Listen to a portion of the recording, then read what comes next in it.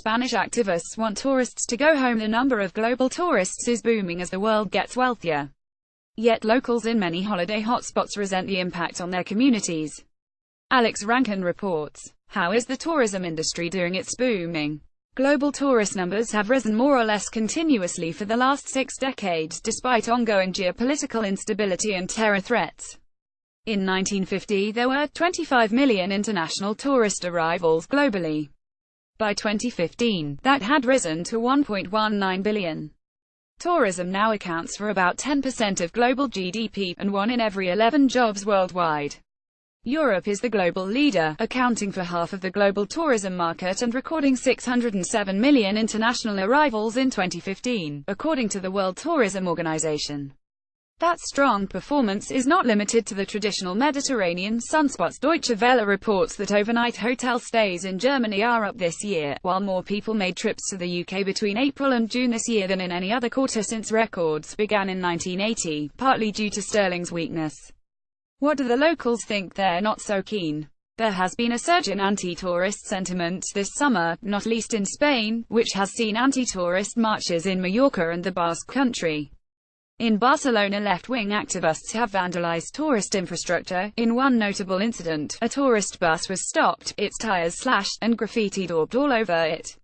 Spain had a record 75.6 million visitors last year and is on course for another bumper year as tourists shun North Africa and Turkey for destinations considered safer, at least prior to the recent Barcelona attack.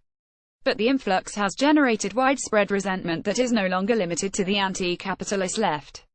A poll conducted in June by the city's government showed that Barcelona's residents now rank tourism as their biggest concern, ahead of unemployment and transport. What's the problem? Most tourists on city breaks cluster in town centers, leading to overcrowding in locations such as Venice or Dubrovnik, made famous by the Game of Thrones TV series, and impinging on local residents. Once you factor in the layout of a lot of these continental cities, old, and with a network of smaller streets, people start to get the sense that they're being taken over, says Duncan McCann of the New Economics Foundation in The Guardian. It's not just small towns. Closer to home, islanders on Skye have asked for help to cope with an upsurge in tourists clogging local roads. Another problem is the rise in property being used for short-term rentals via sites such as Airbnb.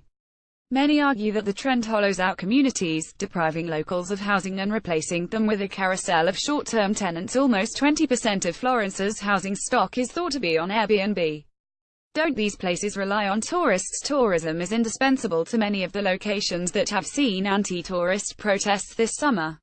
In the Balearic Islands, where the local government has now capped the number of tourist beds, tourism is thought to account for 50% of economic output, and nearly a third of the region's jobs depend on visitors. Meanwhile, Portugal's recent recovery, driven in large part by a tourist boom, shows just how crucial overseas visitors can be for a nation's prosperity.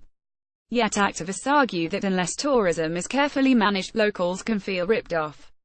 For example, Venice is a miserably ill-run and threadbare city, which sees little of the vast profits generated by the 20 million-plus visitors who tramp each year through St. Mark's Square, says Edward Lucas in The Times.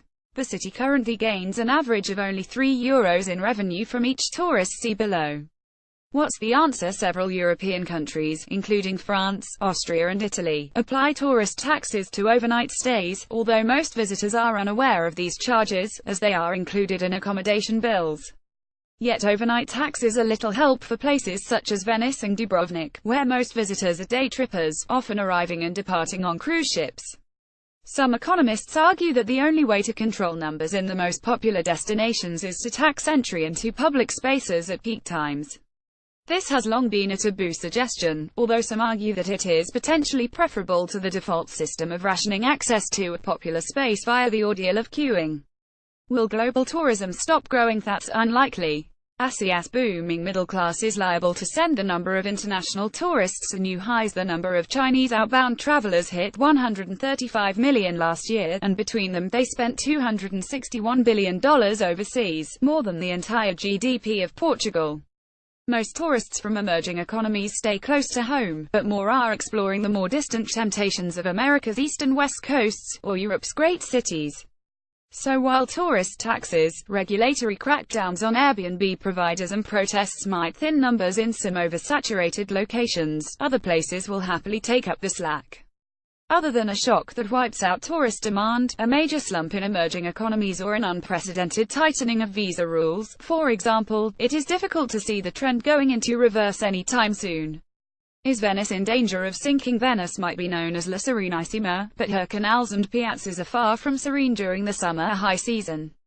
Images of historic churches dwarfed by passing cruise ships, which damage the city's delicate foundations and disgorge hundreds of tourists at a time into her narrow alleyways, have become symbols of Venice's subjection to the whims of the tourism industry.